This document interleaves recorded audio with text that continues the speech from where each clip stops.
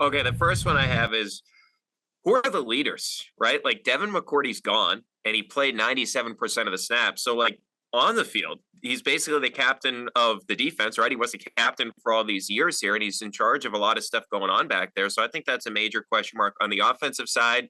I guess it's going to land on David Andrews, but obviously Mac needs to show some maturation when it comes to the leadership. Obviously, people were not happy in that building with Mac last year and the attitude. So that's one of my big ones. And then the other one I would say is this, Callahan, is what do we make of Tyquan Thornton? Like, I want to get the reports. Tyquan Thornton has put on 10 pounds of muscle. He's working out with this guy and that guy, and he looks good because the Pats Interference podcast is powered by FanDuel. Sign up now at FanDuel.com/Boston and claim your $200 bonus.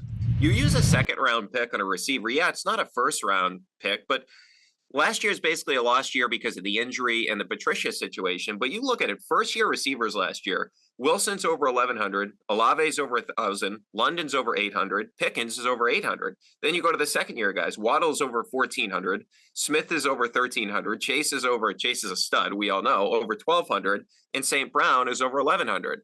So they have got to find a way, especially considering they didn't address this in free agency or via trade. They got to find a way to make Tyquan Thornton at least an important part of the offense. If he's not like having these type of seasons, obviously, but we need to see him be impactful. Like they have to find a way to weaponize that speed, which we never really got to see last year outside of like an end around in that game against the Browns. Yeah.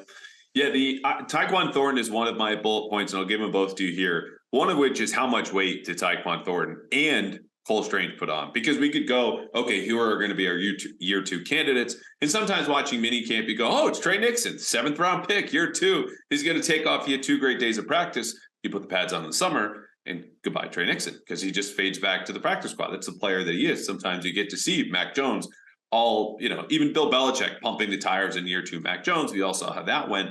So there's only so much you can learn by minicamp. But when you look at the size, Cole Strange just talked about, it's difficult for me to put weight on.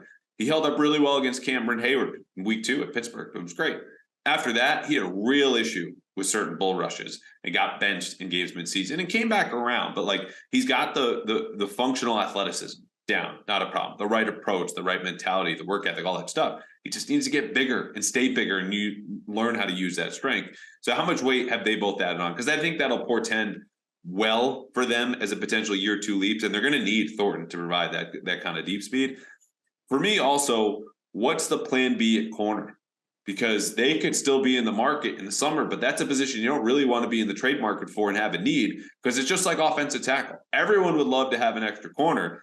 To me, Jack Jones is at best your plan B. I think you'd rather have another starter opposite Jonathan Jones. So again, I mentioned might not even play corner, but those are issues where I think things could devolve quickly if you still have an issue with, Cole Strange or Tyquan Thornton staying at the same level. Or you're looking at one of the most important positions on the roster and going, we got appreciably worse, even if Jalen Mills didn't play after Thanksgiving. Yeah. There's a lot of question marks when you look at this cornerback position, and as I alluded to earlier, especially with the receivers.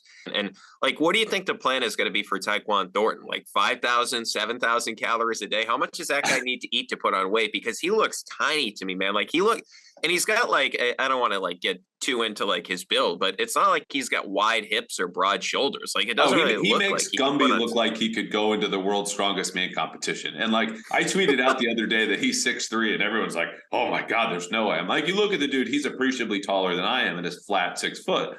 And he measured 6'2" at the combine, but 181 stretched out to 6'2", 6'2.5", whatever, is really thin. So he's never going to put on a ton of weight. I don't want to get into the tiny wrist conversation, his body composition. Like he can play receiver. I think he just needs to show up and find a way to still get off press, be better at the top of his routes. Like the release package could always be expanded a little bit.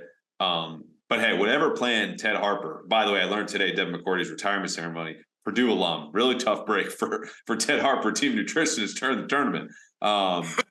That whatever plan Tyquan Thornton's on, I would love to be on. That's just never going to happen.